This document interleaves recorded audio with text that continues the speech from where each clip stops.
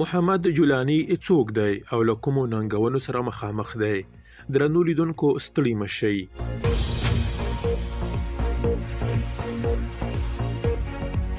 د هیئت تحریر شام مشر محمد جولاني لدی وروسته چې اسلام پاله ځواکونه په سوریه کې بریالي شول، د دې هیواد پر یو تر ټولو مهمه څیره بدل شوی دی. آیا هغه د سوریې راتلونکی جوړولی شي یا د هغه تیروتنې به د دې لارې لپاره لوی خنډ وي؟ د سوریې د ولسمشر بشار اسد نسکورول هغه موخه وه چې ابو محمد جولاني د هغې لپاره په کلونو مبارزه وکړه.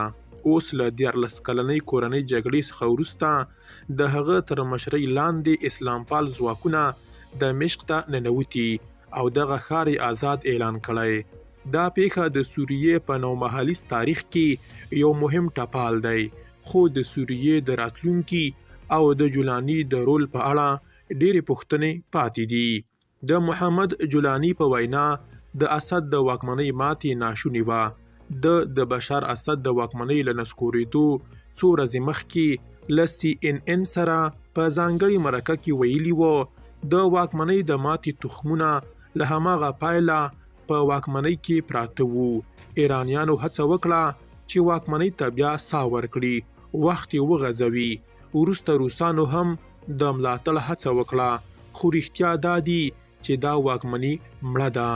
دا څرګندونې د جولاني د ځواکونو د بریا او د بشار اسد د واکمنۍ د پای ته رسېدو په اړه د ډاډ ښیي.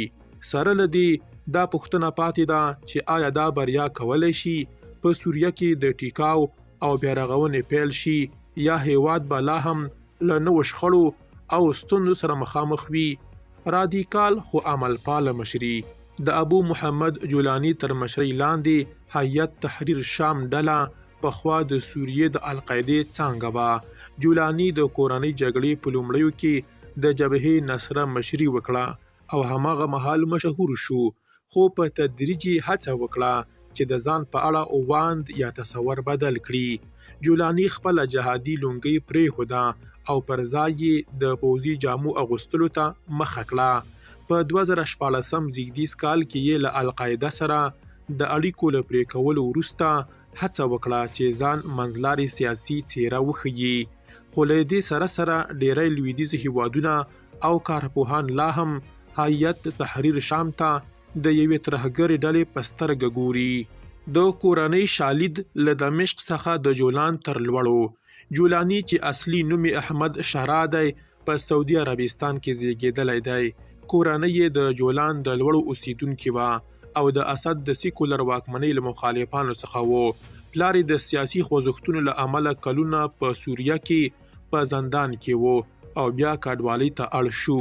په 2003 زیږدیز کال کې پر عراق د امریکا له یرغله وروسته ځوان جولاني له سوریې څخه ووت او په عراق کې له القاعدې سره یو ځای شو. د هلته 15 کاله بند تیر کړ. کله چې د 2011 زیږدیز کال له انقلاب سره هم مهاله د سوریې کورنۍ جګړه پیل شوه، جولاني بیرته خپل هیواد ته راغی او جبهه نصره یې جوړه کړه چې وروسته هیئت تحریر شام شو. د سیاسي مشروعیت لپاره هڅې له 2014 زیږدیز کال راهیسې جولاني هڅه کړې چې خپل ځان د القاعدې او داعش په څیر له نورو نه انساني ډلو څخه بیل کړي.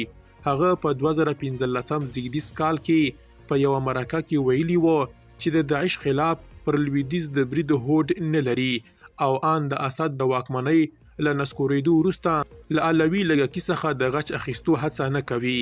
په دې ترڅ کې هیئت تحریر شام په ادلیب ولایت کې د ملکی واکمنۍ د جوړولو هڅه کړې ده، خو د ملګرو ملتونو او بشري حقوقو ډلو په وینا دغه ډله په جنگي جنایتونو او د مخالفانو په ځپلو تورنه ده. راتلونکي ته پرتې پوښتنې. محمد جولاني اوس د پام په سرچینه کې دی. ډیر سوریاوال ان د اسد سیکولرو مخالفانو د هغه د ځواکونو په پرمختګ خوشحالي کړي او دای د سوریې لپاره برای بللی دی، خو لا هم د سوریې راتلونکي او د جولاني د رول په اړه ګڼې پوښتنې پاتې دي. جولاني پخوا د القاعدې په شان ډلو سره نږدې اړیکې لرلې، د امریکا له لوري تر څار لاندې و او د نیولو لپاره یې 10 میلیونه جایزه ایښې ده. دته په ورپېښو ننګونو کې د سوریې له ډیموکراتیکو ځواکونو SDF سره اړیکې، د آزادو شوو سیمو کنټرول او ساتنه او د نړیوالو اړیکو مدیریت ګډې موضوعګانې دي. آیا هغه به وکولی شي چې له دې ننګونو سره مقابله وکړي او سوریه ټیکاو ته ورسوي، او که یا د هغه تیروتنې به د هغه په راتلونکي سوری وغوړوي؟ وخت به دا ټولې پوښتنې ځواب کړي. محمد جولاني له CNN سره په خپله مرکه کې په دې خبرې ټینګار کړی و چې د بهرنیو ځواکونو وتل د سوریې لپاره اړین دي. هغه په سوریه کې د امریکا، ترکیې، روسیې، ایران او د ایران د نیابتي وسلوالو ځواکونو پر شتون نیوکه وکړه او ویلي و زه اندم چې کله دا واکمني نسکوره شي دا مسله به هواره شي او بیا به په سوریه کې د هیڅ بهرني ځواک اړتیا نه وي. دا څرګندونې د جولاني هغه لیدلوری ښیي چې د سوریې راتلونکی له بهرنۍ ښکیلتیا پرته تصوروي، خو هغه ننګونې چې ورته پرتې دي لکه له سیمه ایزو او نړیوالو سترو هیوادونو سره اړیکې کولی شي د دې غوښتنې د پلي کېدو شونتیا پیچلې کړي. محمد جولاني په خپله مرکه کې د اسد د کورنۍ پر واکمنۍ نیوکه وکړه چې له 1971 زیږدیز کال راهیسې په سوریه کې واک په لاس کې لري. هغه ویلي سوریه داسې واکمنۍ ته اړتیا لري چې پر بنسټیزو ادارو ولاړه وي، نه داسې واکمني چې په هغې کې یو واکمن په خپل سر پریکړې کوي.